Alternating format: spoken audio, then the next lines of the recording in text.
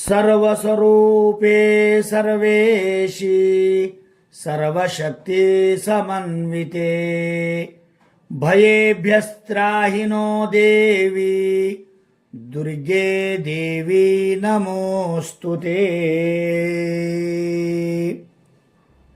ಉತ್ತರಾದಿ ಮಠಾಧೀಶರಾದ ಶ್ರೀಪಾದಂಗಳವರ ಪಾದ ಕಮಲಗಳಲ್ಲಿ ಭಕ್ತಿಪೂರ್ವಕವಾದ ನಮಸ್ಕಾರಗಳನ್ನು ಮಾಡ್ತಾ ಆಶ್ವಿನ ಮಾಸದ ಕುಮಾರಿ ಪೂಜದ ಮಹತ್ವ ಭಾಗ 2 ಅಂಬೋದರ ಬಗ್ಗೆ ಯಥಾಮತಿಯಾಗಿ ನಾವು ತಿಳಿದುಕೊಳ್ಳೋಣ.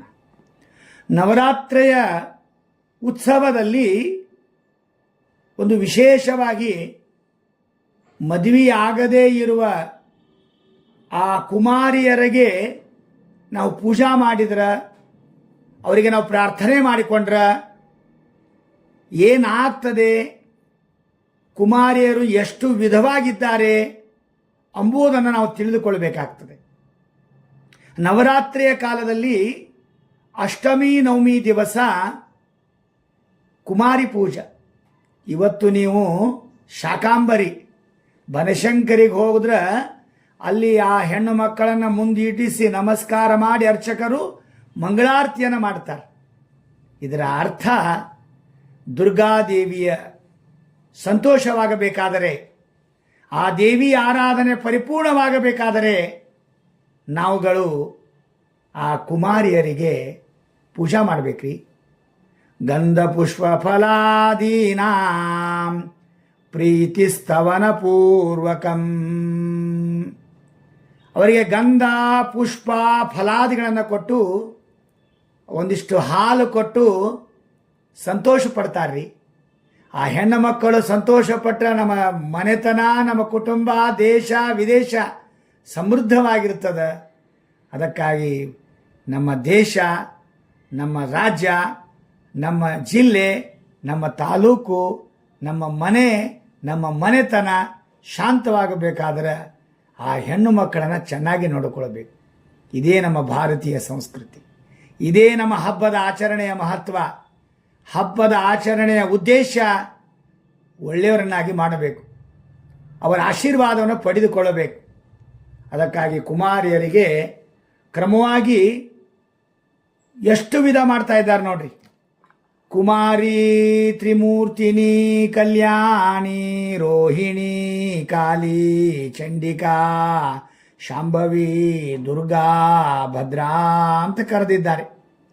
ಇದು ಕರೆದಿದ್ದ ಉದ್ದೇಶ ಒಂದೊಂದು ಆಯಾ ವಯಸ್ಸಕ್ಕೆ ಆ ದುರ್ಗಾದೇವಿಯ ಅನುಗ್ರಹ ಅವರಲ್ಲಿ ಇರ್ತದ್ರಿ. 2 ವರ್ಷದ ಹೆಣ್ಣು ಮಕ್ಕಳಲ್ಲಿ ಕುಮಾರಿಕೆ ಅಂತ ಹೆಸರಿರ್ತದೆ. ಅದಕ್ಕೆ ಅವ್ರನ್ನ ಕುಮಾರಿಕಾ ಅಂತ ಕರಿಬೇಕು. ಅವಳು ದುಃಖವನ್ನು ಪರಿಹಾರ ಮಾಡಿ ಆಯುಷ್ಯವನ್ನು ಕೊಡ್ತಾಳೆ. ಇನ್ನು 3 ವರ್ಷದ ಕನ್ಯಾಮನಿಗೆ ತ್ರಿಮೂರ್ತಿನಿ ಅಂತ ಕರೀತಾರೆ. ಅವಳು ರೋಗವನ್ನು ಪರಿಹಾರ ಮಾಡ್ತಾಳೆ. ಇನ್ನು 4 ವರ್ಷದ ಕನ್ಯೆಗೆ ಕಲ್ಯಾಣಿ ಅಂತ ಕರೀತಾರೆ. ಅವಳು ಧನ ಧಾನ್ಯ ಪುತ್ರ ಸೌಖ್ಯ 4 ಕೊಡ್ತಾಳೆ. ಇನ್ನು 5 ವರ್ಷದ ಕನ್ಯಾಮನಿಗೆ ರೋಹಿಣಿ ಅಂತ ಕರೀತಾರೆ. ಇನ್ನು ಆರೋಗ್ಯ ಸುಖ ಧನ ಯಶಸ್ಸು ಒಳ್ಳೆ ಕೀರ್ತಿ ಕೊಡ್ತಾಳೆ. ಇನ್ನು 5ನೇ ವರ್ಷದ 6 ವರ್ಷದ ಕನ್ಯೆಗೆ ಕಾಲಿಕಾ ಅಂತ ಕರೀತಾರೆ. ಅವಳು ವಿದ್ಯಾ ನಾವು ಬರಬೇಕಾದ್ರೆ, ವಿದ್ಯಾ ಪ್ರಾಪ್ತಿಯಾಗಬೇಕಾದರೆ ಆ ಕಾಲಿಕಾನನ ಆರಾಧನೆ ಮಾಡಬೇಕು. 7 ವರ್ಷದ ಕನ್ಯೆಗೆ ಚಂಡಿಕಾ ಅಂತ ಕರೀತಾರೆ. ಸಮಗ್ರ ನಮಗೆ ಜಯ ಸಿಗಬೇಕಾದರೆ, ಹಿತೈಷಿಗಳು ನಮಗೆ ಹತ್ತಿರ ಇರಬೇಕಾದರೆ ಚಂಡಿಕಾದೇವಿ ಅನುಗ್ರಹವನ್ನು ಮಾಡಿಕೊಳ್ಳಬೇಕು. ಇನ್ನು 8 ವರ್ಷದ ಕನ್ಯೆಗೆ ಶಾಂಭವಿ ಅಂತ ಕರೀತಾರೆ.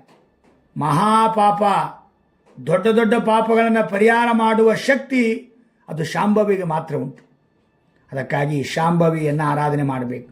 ಇನ್ನು 9 ವರ್ಷದ ಕನ್ಯಾಮನಿಗೆ ದುರ್ಗಾ ಅಂತ ಕರೀತಾರೆ, ನವದುರ್ಗಾ ಅಂತ. ಅವಳು ಜ್ಞಾನ ಮತ್ತು ಸೌಖ್ಯ ಎಲ್ಲ ಕೊಡ್ತಾಳ. ಅದಕ್ಕಾಗಿ ದುರ್ಗಾ ಅಂತ ಕರೀತಾರೆ. ಇನ್ನು 10 ವರ್ಷದ ಕನ್ಯಾಮನಿಗೆ ಸುಭದ್ರ ಅಂತ ಕರೀತಾರೆ. ನಮ್ಮ ಸ್ಥಾನ ಭದ್ರವಾಗಬೇಕಾದರೆ ಆ ಯಾವ ಹೀಗೆ ದುರ್ಗಾದೇವಿಯ 9 ವಿಧವಾದ ರೂಪವನ್ನು ಚಿಂತನೆ ಮಾಡಿ ದುರ್ಗಾಷ್ಟಮಿ ಹಾಗೂ ಮಹಾನವಮಿಯಂದು ದುರ್ಗಾದೇವಿ ಆರಾಧನೆ ಮಾಡಿ, ವಿಶೇಷವಾಗಿ ಸ್ತೋತ್ರ ಮಂತ್ರ ಆ ಹೆಣ್ಣು ಮಕ್ಕಳಿಗೆ ಪೂಜೆ ಮಾಡಿ ಸಿಹಿ ತಿಂಡಿಗಳನ್ನು ಕೊಡಿಸಿ ನಮ್ಮ ದೇಶ ನಮ್ಮ ರಾಜ್ಯ ಉದ್ಧಾರವಾಗಬೇಕಾದರೆ ದೇವಿಯ ಆರಾಧನೆ ಬಹಳ ಮಹತ್ವ. ಹೌದೋ ಅಲ್ಲೋ, ಇಷ್ಟೇ ಸಾಕು. ಶ್ರೀಕೃಷ್ಣಾರ್ಪಣಮಸ್ತು.